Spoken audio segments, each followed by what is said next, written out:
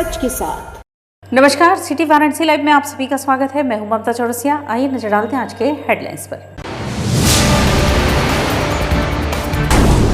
अफगानिस्तान में अस्थिरता से सूखे मेवे की कीमतों में उछाल, कीमतों में 10 से 15% तक की वृद्धि। पुरानी पेंशन व्यवस्था सहित अन्य मांगों को लेकर उत्तर प्रदेश माध्यमिक शिक्षक संघ ने दिया धरना। गायत्री तीर्थ शांति कुंज का जगह जगह संगोष्ठी, यज्ञ एवं गायत्री मंत्र से लोगों को जोड़ने का किया आह्वान। और डेंगू मलेरिया के लगातार बढ़ते मामलों को लेकर 15 दिन के लिए नगर निगम कर्मियों की सभी छुट्टियां हुई रद्द। और अब खबरें विस्तार से। वाराणसी में नगर आयुक्त प्रणय सिंह ने डेंगू के बढ़ते प्रकोप को देखते हुए 15 दिनों के लिए सभी छुट्टियां रद्द कर दी हैं। साथ ही लोगों की सहायता के लिए फोन नंबर भी जारी किए हैं। वाराणसी में नगर आयुक्त प्रणय सिंह ने डेंगू मलेरिया के लगातार बढ़ते मामलों को लेकर तत्काल प्रभाव से अगले 15 दिन तक के लिए नगर निगम कर्मचारियों की सभी छुट्टियां रद्द कर दी है। जो छुट्टी पर है उन्हें भी वापस आने के निर्देश दिए गए हैं। निगरानी समिति बनाई गई है। इसके नोडल अफसर अपर नगर आयुक्त को बनाया गया है। स्कूलों के खुलने के बाद स्कूलों की मॉनिटरिंग निगरानी समिति बनाकर कराई जा रही है और फिनिंग शुरू कर दी गई है। क्योंकि कोविड के बाद स्कूल खुल गए हैं, नगर निगम की तरफ से डेंगू मलेरिया के लिए कंप्लेंट न करने के लिए कंट्रोल रूम नंबर भी जारी किए गए हैं। नंबर है 0542 272 0005। दूसरा नंबर है 054 2222 1942। नंबर एक बार फिर से दोहरा लें, 0542 272 0005, 054 2222 1942। किसी भी क्षेत्र में डेंगू मलेरिया की समस्या को लेकर लोग इन नंबरों पर अपनी शिकायत दर्ज करा सकते हैं। तो 2 हेल्पलाइन नंबर हमने जारी किए हैं, 272 0005 और दूसरा नंबर है 222 1942। ये 24 घंटे संचालित है, हमारे कंट्रोल सेंटर से चलता है, वाराणसी कंट्रोल सेंटर से। तो जिसकी भी कोई शिकायत है या जिसको फॉगिंग वगैरह की कोई शिकायत है या कराना है कार्य, तो उस पर अपनी शिकायत करके दर्ज करा सकता है। हम इसको कोशिश करते हैं कि विदिन 24 आवर्स इसको कैटर करें। सर, आपने कहा कि नगर निगम के वर्करों की तत्काल प्रभाव से छुट्टी कर दी गई है अगले 15 दिन के लिए, और जी छुट्टी पर है उन्हें भी वापस। जी जी। ऐसे में लोग नहीं मानते हैं, जो छुट्टी पर है अगर वो नहीं आते तो उनके लिए क्या कार्रवाई की जाएगी? भाई, यदि कोई छुट्टी पर कोई विशेष कारण, क्योंकि कुछ लोग ऐसी छुट्टी लगाएंगे जिनके घर में डेथ है या परिवार का कोई जन अस्पताल में भर्ती है, तो वो कारण वह देखा जाएगा कि इसका कोई औचित्य है, छुट्टी का कितना औचित्य है इस दृष्टिगत। यदि उसका औचित्य सही लगता है तो ठीक है, नहीं तो फिर उन पर वैधानिक कार्रवाई की जाएगी, जो हमारी प्रशासनिक कार्रवाई है वो की जाएगी। स्कूलों को मेरा यही है कि स्कूल खुल गए तो हम लोग बिल्कुल अपनी तरफ से एंटी फॉगिंग एंटी लार्वा दोनों करा रहे हैं और हर तरह के स्कूल में करा रहे हैं। सर, डेंगू की बात कर रहे हैं, जिस तरह से आप काम कर रहे हैं काबिल तारीफ है, लेकिन एक कहावत है कि चिराग तले अंधेरा जी। आपके बगल में माधोपुर चित्तूपुर कॉलोनी, आज तक वहाँ कोई फॉगिंग हुआ है, न किसी तरह का छिड़काव हुआ है? नहीं, ये गलत है। चित्तूपुर से मेरे पास कोई 1-2 बार फ़ोन भी आए, लोगों ने कहा फॉगिंग हुई है। हाँ, वो ये कहते हैं कि कुछ उसमें उनकी साफ़ सफाई की दिक्कत है, लेकिन फॉगिंग तो हुई है।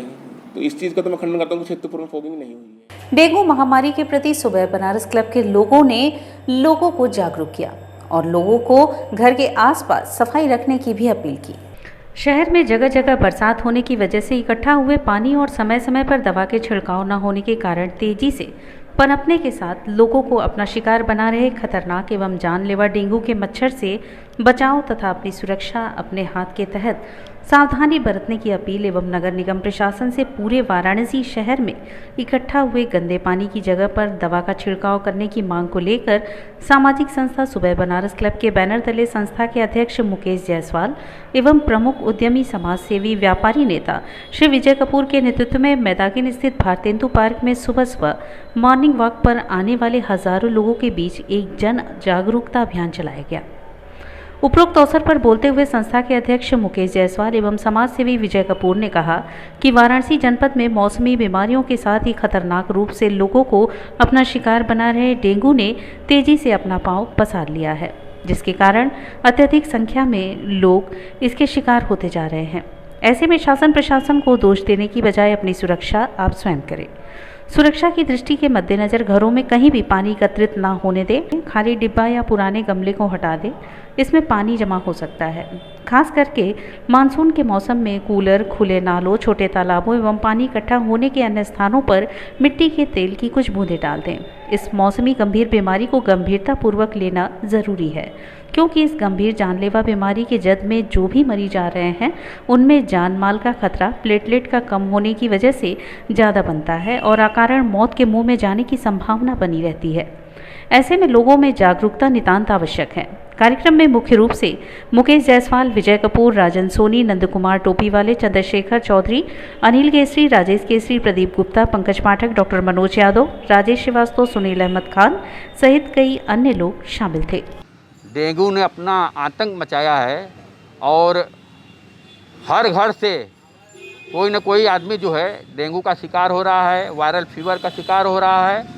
तो उसी को लेकर हम लोग एक मैदागिन स्थित भारतेंदु पार्क में एक जागरूकता अभियान मॉर्निंग वॉकरों के बीच में चलाए हैं। हमारा यह प्रशासन से मांग है कि जहाँ जहाँ पानी इकट्ठा हुआ है, गंदा पानी, वहाँ पर दवा का छिड़काव करें तथा नगरवासियों से हमारा अपील है कि अपने घर में गमला हो या कूलर हो या कोई ऐसा स्थान हो जहाँ पर पानी एकत्रित हो रहा हो, उस पानी को तुरंत गिराकर नष्ट करें और अपने घर की सुरक्षा और अपने परिवार की सुरक्षा करें। डेंगू के कारण बहुत से लोगों ने अपनी जान को दे दिया या अपनी गाढ़ी कमाई डॉक्टरों के यहाँ खर्च कर दिया।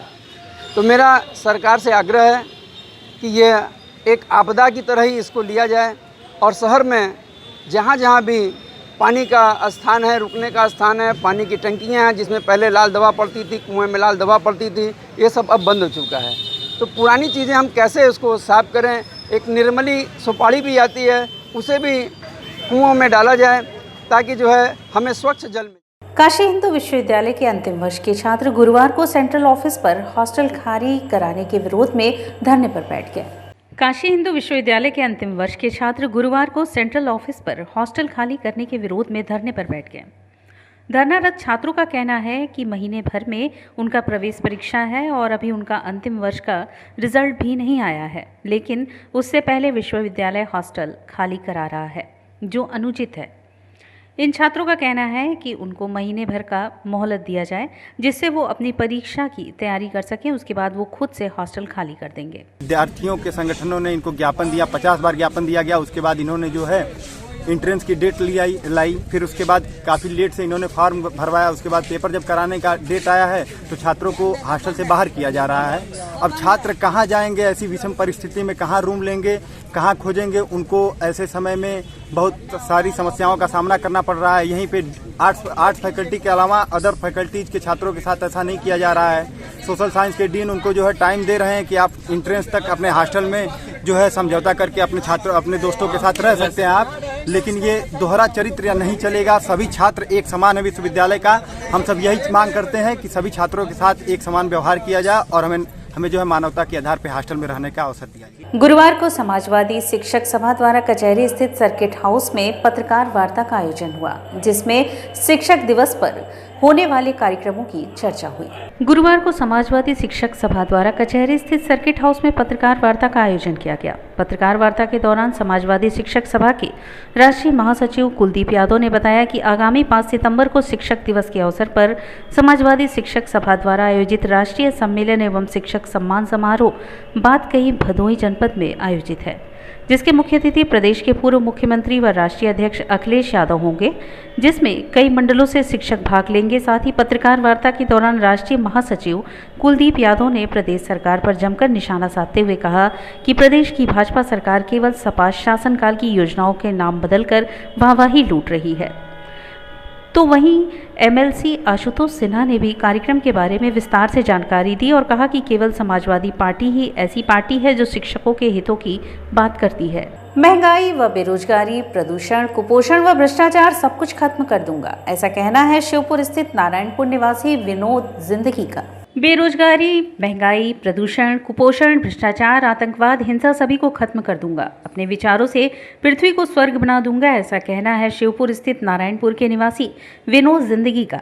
उनका कहना है कि सिर्फ एक बार मेरी मुलाकात देश के यशस्वी प्रधानमंत्री नरेंद्र दास मोदी जी से या उत्तर प्रदेश के यशस्वी मुख्यमंत्री योगी आदित्यनाथ जी से हो जाए तो मेरे पास एक ऐसा फार्मूला है जिससे देश में बेरोजगारी, प्रदूषण, महंगाई तीनों चीज़ समाप्त हो जाएगी। बेरोजगारी, महंगाई, प्रदूषण के मुद्दे पे और सरकार के खजाने को भरने के लिए और जनता को बेरोजगारी, प्रदूषण, महंगाई से दूर करने के लिए क्या है इसके लिए क्या करने जा रहे हैं? मैं इसके लिए योगी और मोदी से मिल करके उनको पूरा फार्मूला सौंपना चाहता हूं। आप लोगों से दरख्वास्त है कि आप लोग पूरी तरह से उनको मैसेज दें कि एक लड़का है जो पूरी तरह से काम कर चुका है, 40 साल का अनुभव है, वो अपनी सारी दिमाग को आप लोगों को दान दे देगा। कोई पैसा नहीं, कोई चार्ज नहीं, सारी व्यवस्थाएं फ्री। बस ये आप जहां लागू किए, हमारे मिलने के तुरंत बाद योगी जी या मोदी जी, बेरोजगारी तुरंत दूर हो जाएगी और महंगाई 2, 4, 10 दिन, महीना, 2 महीना, और पर्यावरण प्रदूषण जो है 2, 4, 6 साल लग सकते हैं, उसमें बस और कुछ नहीं। और यहाँ वक्त चला है एक छोटे से ब्रेक का। मिलते हैं ब्रेक के बाद। वाराणसी लाइव, सच के साथ। गंगा की लहरों से गलियों के छोर तक, जनता के जोर से बाजारों के शोर तक, सर्किट हाउस और पुलिस कमिश्नरेट तक हम करेंगे सबकी बात।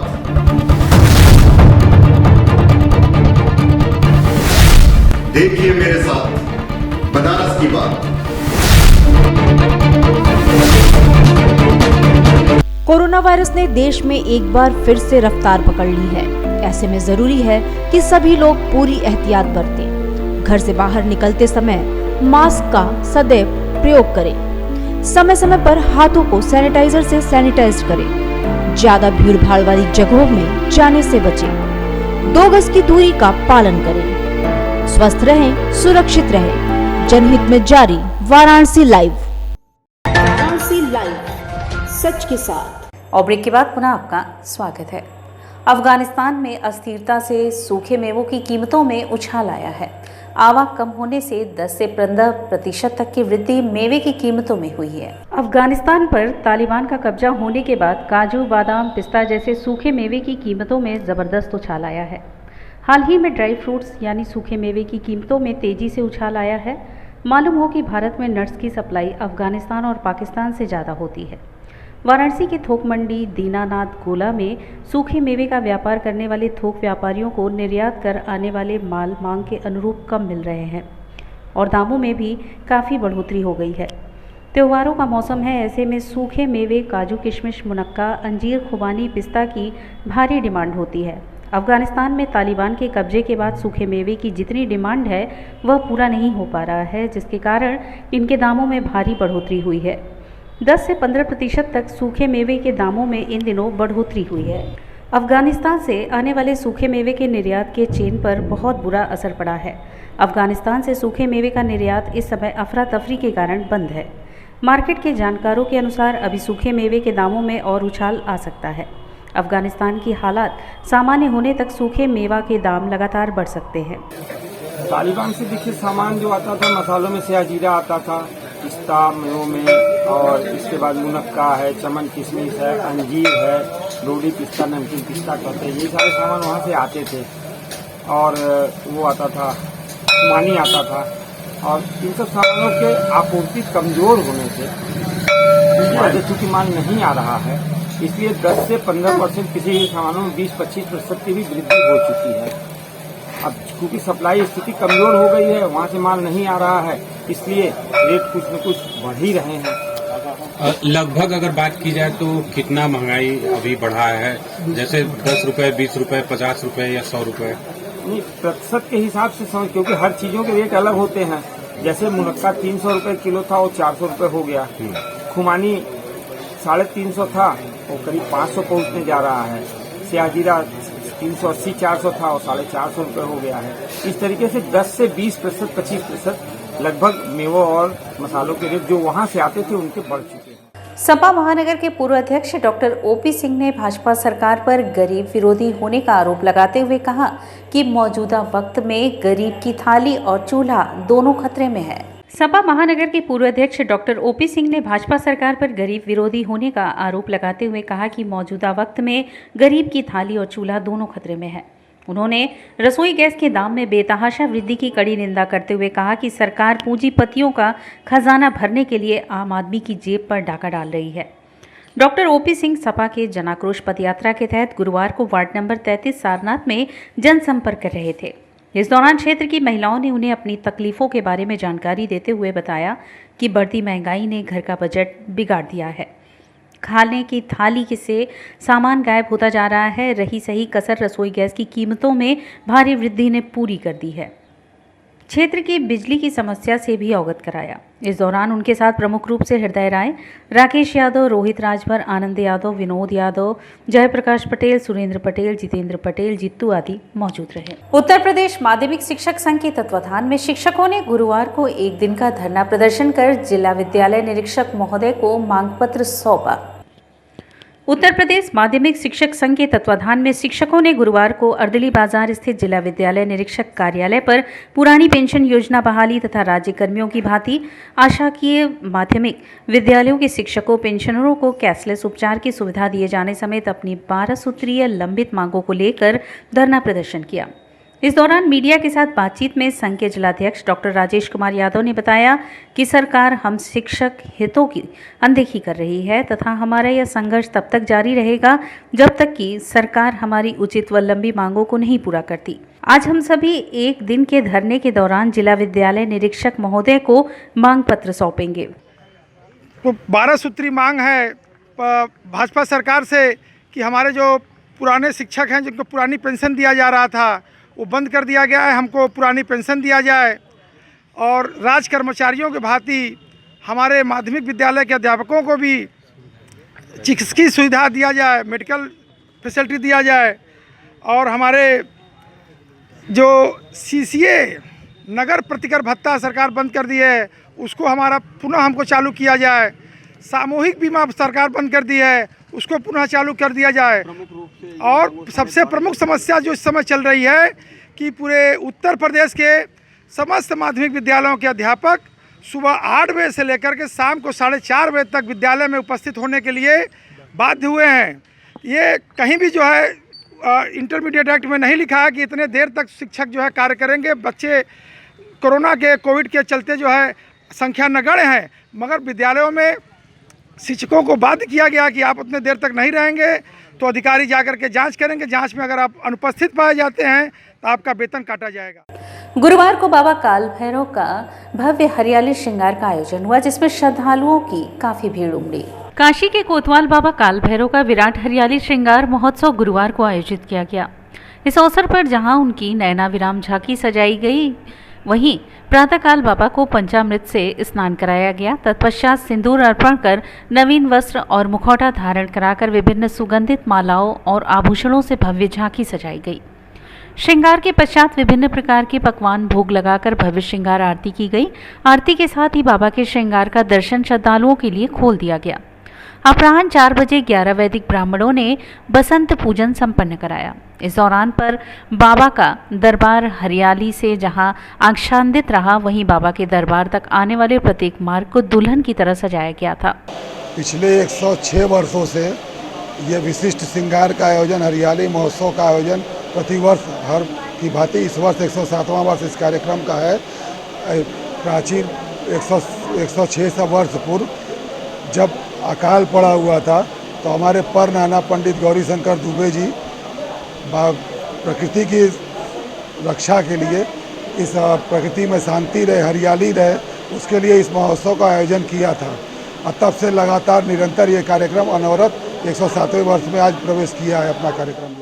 हम लोगों ने आज बाबा के इसमें आज अरदास रखा है कि ये जो कोरोना से महामारी जो चल रही है उसमें सारे देशवासियों को कोरोना मुक्त करके एक उज्ज्वल भविष्य भारत का लेते हुए चले और भारत परम वैभव की तरफ चले और जिसमें भारत पूरे विश्व में विश्व गुरु बने और ये जो त्रासदी आ रखी है उस चीज़ से सारे भारतवर्ष के जितने भी लोग हैं सब इस त्रासदी से बाहर निकले और भारत उन्नति करते हुए एक सुपर पावर बने, इस चीज़ की हम कामना करते हैं। और अपने परिवार में सभी जनों को और जितने लोग इस कोरोना में, कई लोगों के परिवार से क्षति हुई है, उन लोगों के परिवार को अच्छा समय मिले, किसी न किसी रूप से भगवान के आशीर्वाद से उनके परिवारों में भी खुशियाँ आए, ये कामना करते हुए हम दिल्ली से आज आके इधर काम ना किए। कोरोना संक्रमण की रोकथाम हेतु दिए गए निर्देशों का पालन करते हुए एवं ज्यादा भीड़ से बचने के उद्देश्य से गायत्री शक्तिपीठ के केंद्रीय टोली द्वारा वाराणसी शहर एवं ब्लॉक में बांटकर गोष्ठी का आयोजन किया गया। कोरोना संक्रमण के रोकथाम हेतु दिए गए निर्देशों का पालन करते हुए एवं ज्यादा भीड़ से बचने के उद्देश्य से केंद्रीय टोली द्वारा वाराणसी शहर एवं ब्लॉक में बांटकर गोष्ठी का आयोजन किया गया। इसी कड़ी में आज गुरुवार को गायत्री तीर्थ शांति कुंज हरिद्वार से आई केंद्रीय टोली द्वारा सुबह 10 बजे से हरम्वा एवं चिरईगांव ब्लॉक से जुड़े गायत्री साधकों के संग संगोष्ठी का आयोजन गायत्री शक्तिपीठ दानूपुर बड़ा लालपुर वाराणसी के प्रांगण में एवं सायं 3 बजे से पिंडरा एवं चोलापुर ब्लॉक से जुड़े गायत्री साधकों संगोष्ठी स्वामी विवेकानंद प्रज्ञा मंडल भटपूरवा खुर्द में हुआ। गायत्री तीर्थ शांति कुंज हरिद्वार के केंद्रीय टोली में आए श्री संतोष देवगन एवं दिलधीर यादव ने प्रथम एवं द्वितीय चरण में कोरोना संक्रमण के दौरान किए जन सहयोगी कार्य की समीक्षा की और संभावित तीसरे चरण के लिए गायत्री साधकों को तन मन धन से सहयोग हेतु तैयार रहने को कहा। साथ ही निर्मल गंगा जन अभियान के तहत गंगा जल की निर्मला एवं तट की स्वच्छता हेतु साधकों को प्रेरित किया। श्री दिलधीर यादव ने कहा कि कोरोना संक्रमण से बचने का सबसे बड़ा उपाय यज्ञ है। लोगों को यज्ञ एवं गायत्री मंत्र से जोड़ने का आह्वान किया। गोष्ठी को सुरेश चंद्र यादव उपजोन समन्वयक ने भी संबोधित किया एवं शांति कुंज के संकल्प को दोहराया। कार्यक्रम का संयोजन पंडित गंगाधर उपाध्याय जिला समन्वयक वाराणसी ने किया। गायत्री शक्तिपीठ दानूपुर वाराणसी में केंद्रीय टोली का स्वागत श्री घनश्याम राम ने किया एवं पिंडरा ब्लॉक में केंद्रीय का स्वागत श्री लाल बहादुर पटेल ने किया। कार्यक्रम का संचालन आध्यात्मिक संदेशवाहक श्री अनिलेश तिवारी ने किया। कार्यक्रम में मुख्य रूप से रमेश सिंह, सत्यप्रकाश गुप्ता, आर्यन यादव, विनोद पांडे, डॉक्टर मनोज पटेल, श्री राम सिंह, अरविंद कुमार, महेश मौर्य, श्यामानंद सिंह, कैलाशपति मौर्य, श्रीमती राधिका मौर्य, सावित्री सिंह, अर्चना पटेल, किरण तिवारी, पुष्पा गुप्ता, अरुण गुप्ता, पुष्पा सिंह, अनिल बर्नवाल, पूनम सिंह, आरती सिंह, अजय लक्ष्मी सिंह, निर्मला सिंह, लालमणि सिंह सहित सैकड़ों गायत्री साधक उपस्थित रहे। ये अभी तो ये चलता रहेगा, लेकिन विशेषकर ये 2026 तक जो है चलना ही चलना है, क्योंकि वो 2026 में माता भगवती देवी शर्मा उनका जन्म शताब्दी वर्ष है और अखंड ज्योति की भी जन्म शताब्दी वर्ष है। उसके लिए विशेष कार्यक्रम चल रहा है और ये विशेष समय है।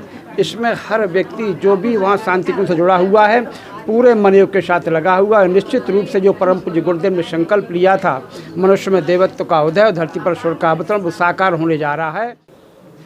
इनका उद्देश्य आने का यह है कि देखिए कोरोना काल ने पूरे विश्व में काफ़ी क्षति पहुंचाई है। तो सबसे बड़ी क्षति तो ये हुई कि लोगों के अंदर एक भय व्याप्त है जीवन के लिए, आने वाले समय के लिए। तो एक सुनिश्चित करना कि किसी सदी उज्जवल भविष्य, हम ये आपको आश्वस्त करते हैं कि आप ऋषि प्रणीत, भारत ऋषियों का देश रहा है, तो ऋषि प्रणीत जीवनचर्या अपनाइए और ईश्वर विश्वासी बनिए, सकारात्मक सोच रखिए। कोरोना से बचने के लिए ये भी एक तरीका है कि हम सकारात्मक सोच रखें, हम ऋषि प्रणीत भारतीय जीवनचर्या जो है उसको अपनाएं, पाश्चात्य संस्कृति के पीछे न भागे। हम उनके पीछे भागेंगे तो बीमार पड़ जाएंगे। और इसी के साथ सिटी वाराणसी लाइव का यह प्रसारण यहीं समाप्त होता है। ममता चौरसिया को दी इजाजत। नमस्कार।